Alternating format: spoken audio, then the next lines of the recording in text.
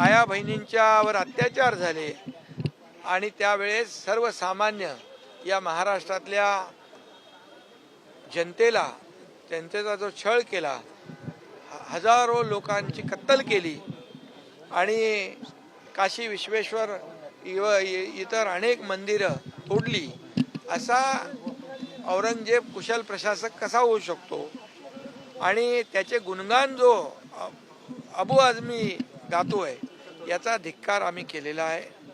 आणि खऱ्या अर्थाने हे म्हणजे आपले जे राष्ट्रपुरुष आहेत, छत्रपती संभाजी महाराज, छत्रपती शिवाजी महाराज, हे आपली दैवत आहेत. त्यांचा अवमान करणं म्हणजे एक प्रकारचा राष्ट्रद्रोह आहे.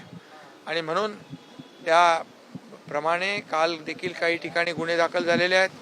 आजही मी सभागृहामध्ये सांगितलेलं आहे, राष्ट्रद्रोहाचा देखील गुन्हा दाखल होईल, झाला पाहिजे आणि त्याचबरोबर त्यांच्यावर कठोर कारवाई, निलंबनाची झाली पाहिजे, अशा प्रकारचं मत सगळ्यांचंच आहे, तमाम महाराष्ट्रातल्या जनतेचं आहे. आणि म्हणून त्यांचं निंदाजनक वक्तव्य जे आहे, मी कालही म्हणालो की यांच्यावर कठोर कारवाई झाली पाहिजे, म्हणून त्याचे पडसाद आज विधानसभेत आणि विधान परिषदेमध्ये उमटलेले आहेत.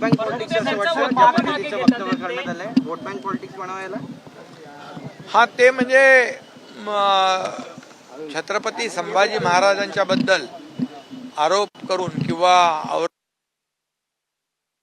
त्यांना महाराष्ट्रातली जनता माफ करणार नाही.